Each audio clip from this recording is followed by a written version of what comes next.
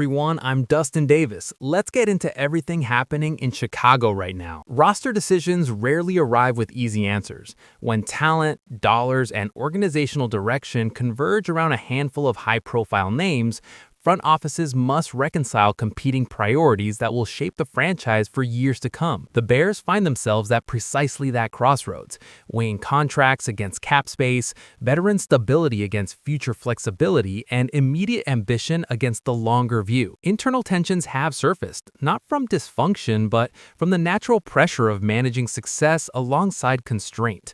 Questions about who stays, who leaves, and what resources get allocated where have become unavoidable as Chicago's leadership confronts choices that will define the next phase of this rebuild. Let's find out the latest news and developments happening in Chicago. First of all, let me take a moment to ask for your help.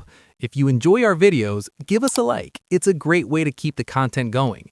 Thanks for the support. Carrying the distinction of being your team's top earner brings recognition, yet it simultaneously creates complex financial and personnel challenges that demand resolution. DJ Moore, the Chicago Bears wide receiver, might face exactly that situation once the offseason arrives. His 4-year extension, valued at $110 million, takes effect beginning in 2026, having been finalized during July 2024. The pressing matter now centers on whether Moore will actually earn any portion of that money while still part of the Bears roster. Jacoby Infante, writing for Windy City Gridiron, has become the latest voice proposing the answer leans toward no. On December 28th, Infante floated a trade concept that would relocate Moore to the Tennessee Titans. His framework would deliver Chicago a conditional 4th-round selection in 2027, with that compensation upgrading to a 3rd-rounder should Moore achieve 1,000 receiving yards in Tennessee during the upcoming season. Infante acknowledged the difficulty of the decision, particularly given Moore's recent uptick in performance during the absences of Rome Odunze and Luther Burden III. Still, Infante pointed to Moore's standing among league receivers relative to his financial commitment. Moore enters 2026 as the 8th highest paid receiver by cap hit, yet through 16 weeks, he ranked 38th in receptions and 33rd in receiving yards among players at his position. From that vantage point, his output has not matched the salary he commands. Moore will account for $28.5 million against Chicago's 2026 salary cap, the single largest figure on the team's books. That number exceeds defensive end Montez Sweat's hit by approximately $3 million and sits exactly $3 million above 2-time Pro Bowl cornerback Jalen Johnson. Should the Bears designate Moore as a post-June 1 transaction, they would reclaim $24.5 million in cap relief. That move would elevate the team's projected available funds from $1.24 million to roughly $25.74 million. This analysis does not imply Moore lacks tangible worth. Across 8 NFL seasons, he has posted 4 campaigns exceeding 1,000 receiving yards, positioning him as a legitimate top option as he approaches his age 29 season in 2026. That profile aligns with what Tennessee requires, a dependable lead target for rookie quarterback and 1st overall selection Cam Ward. Under Infante's scenario, Tennessee's shallow playmaking depth at skill positions paired with Moore's established resume could yield a 5th 1,000-yard performance, thereby elevating Chicago's 2027 draft compensation from a 4th-rounder to a 3rd. Had Rome Odunze not broken out before a foot injury ended his season 3 games early, and had head coach Ben Johnson not selected tight end Colston Loveland in the 1st round and Luther Burden III in the 2nd, Moore likely would have absorbed a greater share of targets this year. If Johnson's offensive system relied less heavily on the ground game and reduced its use of 2 tight end sets during his inaugural season, Chicago would arguably have leaned more on Moore's receiving contributions. As presently constructed, Moore becomes somewhat redundant within the offensive scheme when the roster operates at full health. When combined with his status as the team's highest paid player under a contract that remains viable for trade, that reality raises the likelihood he'll be catching passes elsewhere next season. What's your take on the Bears potentially trading DJ Moore to Tennessee? Does his $28.5 million cap hit justify keeping him? Or would Chicago be smarter to convert that salary into draft capital and roster flexibility? Pause the video and answer me in the comments. Meanwhile, the franchise quarterback is making it clear that simply reaching the postseason was never going to be enough for him. Preseason projections surrounding the Chicago Bears carried little optimism. Expert consensus generally forecasted outcomes ranging from another 5-12 finish to, optimistically, a 9-8 record even following Ben Johnson's hiring as head coach. The dominant narrative suggested the roster demanded significant overhaul and required no less than a full offseason to approach competitiveness, a timeline anchored by the development of Caleb Williams. Correcting the deficiencies that marked his rookie campaign as a passer was not anticipated to occur within mere months. The results have contradicted those expectations. Williams is assembling one of the most remarkable seasons in franchise history despite a completion rate that leaves room for improvement. Johnson has installed one of the league's most explosive rushing attacks, while the defense ranks among the leaders in generating turnovers. Sitting at 11-4, the team has secured its first playoff appearance in 5 years. By conventional standards, this season qualifies as an unambiguous triumph. Williams, however, declined to frame it as the culmination of their aspirations. Following the victory over Green Bay, he articulated plainly that postseason qualification does not represent the final destination. Williams referenced the skepticism that accompanied his arrival, noting the voices that question his talent, his fit within the organization, and his compatibility with Johnson's system. He acknowledged finding some measure of satisfaction in helping the Bears reach the playoffs, but emphasized that simply arriving there falls short of his actual ambition. His stated objective extends beyond participation. He aims to win, and to win significantly. Williams has consistently communicated his goals in unambiguous language. During an earlier interview, he revealed a screenshot saved on his device that outlined the audacious target of surpassing Tom Brady's 7 Super Bowl championships. The goal appeared extreme, and that extremity was intentional.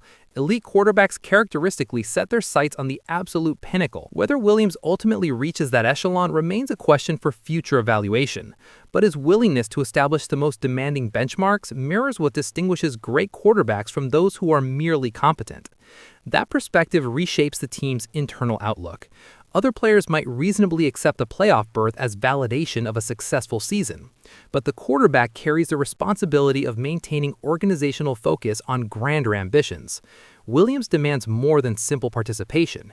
He expects opportunities to convert into titles. For him, an early postseason departure represents wasted potential. If Tom Brady's initial playoff experiences eventually produce a dynasty, Williams believes the Bears' path could trace a comparable trajectory, assuming they sustain focus and continue raising their standards. Now I tell you, who would have thought that when Ryan Poles decided to replace Justin Fields, and many subscribers here thought it was crazy, who would have thought that Caleb Williams would be the key to success? On the contract front, a pair of key contributors could be in line for significant extensions before next season kicks off. The Chicago Bears do not appear headed toward overwhelming salary obligations when extending select contributors this offseason, though a pair of standout performers are positioned to secure meaningful new deals. Atop that list sits safety and defensive anchor Kevin Byard III, who earned his 3rd career Pro Bowl nod during his 2nd campaign with Chicago in 2025. Jacob Infante of Windy City Gridiron forecasted on December 24th that the Bears would offer the 32-year-old defensive back a 2-year extension totaling $24 million. Infante noted that while Byard will command significant compensation, his age prevents him from resetting the market. Harrison Smith secured a 1-year extension from the Minnesota Vikings this past offseason, valued slightly above $10 million. Because Byard is enjoying a superior season compared to Smith's 2024 performance and holds a 3.5-year age advantage, Infante projects he receives a 2-year pact with marginally higher annual value. Byard initially joined Chicago ahead of the 2024 season on a 2-year, $15 million contract, a sum that has proven exceptionally favorable for the Bears secondary in retrospect. Byard's significance this season derives largely from his ability to generate turnovers. Through 16 weeks, Chicago's defense ranks 24th overall in traditional metrics, yet the unit leads the NFL in turnovers created, with Byard serving as a pivotal contributor to that distinction. Courtney Cronin of ESPN highlighted Byard's career resurgence in Chicago on December 23rd, while discussing his Pro Bowl selection, noting his league-leading 6 interceptions on a Bears defense that has produced a league-best 31 takeaways. Bears right tackle Darnell Wright also in line for big extension. Infante's projection identifies right tackle Darnell Wright as the sole Bear likely to command greater compensation than Byard in 2026. Wright, selected 10th overall in 2023, will enter the 4th year of his $21 million rookie contract next season. As a first-round selection, his deal includes a fifth-year team option Chicago can exercise by late spring 2026, a move widely anticipated across the organization. That structure would keep Wright under contract for 2 additional years before an extension becomes necessary. Nevertheless, he becomes extension eligible next March, and multiple factors indicate the Bears would benefit from finalizing a new deal at that juncture. Infante emphasized that given Wright's status as arguably their most valuable long-term asset along the offensive line, securing an extension before his price escalates further represents prudent management. Infante estimated a 3-year extension for Wright valued at $66.5 million. Such a contract would position Wright as the 3rd highest compensated right tackle in the NFL, trailing only Penei Sewell and Lane Johnson, a valuation Infante characterized as entirely appropriate given Wright's standing among league peers. Additionally, executing the extension would generate some degree of cap space savings. Through 16 weeks, Pro Football Focus ranks Wright as the 15th best tackle overall among 82 qualifiers, regardless of which side they play. Across the league, one of the NFL's premier pass rushers has found himself at the center of explosive trade speculation this week. A franchise's choice to deactivate a star player late in a failed season frequently produces consequences that reach well beyond medical considerations. For Maxx Crosby and the Raiders, that operational decision has abruptly become the center of trade speculation and roster risk evaluation. Contending organizations will assess both Crosby's elite output and the financial implications of his recent extension. The calculation differs for each potential suitor, yet a shared theme emerges: urgency. Contenders recognize elite pass rushers as immediate force multipliers. The Las Vegas Raiders are suffering through another punishing season at 3-12, and friction surrounding elite edge rusher Maxx Crosby has escalated into a narrative that could fundamentally alter his future in Las Vegas. According to Fox Sports insider Jake Glazer, Crosby reacted poorly after the Raiders informed him the organization intended to shut him down for the final 2 regular season contests. The dispute reportedly concluded with Crosby exiting the facility in evident frustration, a development Glazer indicated could revive questions regarding the 5-time Pro Bowler's long-term status in Las Vegas. Glazer posted on X that the Raiders wanted to shut Crosby down for the last 2 games, that Crosby, who has competed through injuries for much of the year, vehemently disagreed, and that he has left the building. Glazer suggested this could prompt inquiries about Crosby's future in Vegas. Crosby has historically expressed a preference to remain a Raider for the duration of his career, but the franchise's descent and its failure to compete have rendered that commitment increasingly difficult to justify. For a player who has devoted the prime years of his career to Las Vegas, the convergence of losses, insufficient support, and contested medical determinations can lead both parties to contemplate separation. Every roster across the league would benefit from Crosby's tireless pass rush intensity, yet analysts have spotlighted the Buffalo Bills, Chicago Bears, and San Francisco 49ers as among the most logical destinations. Each presents a unique rationale. Buffalo would substantially upgrade its edge rotation.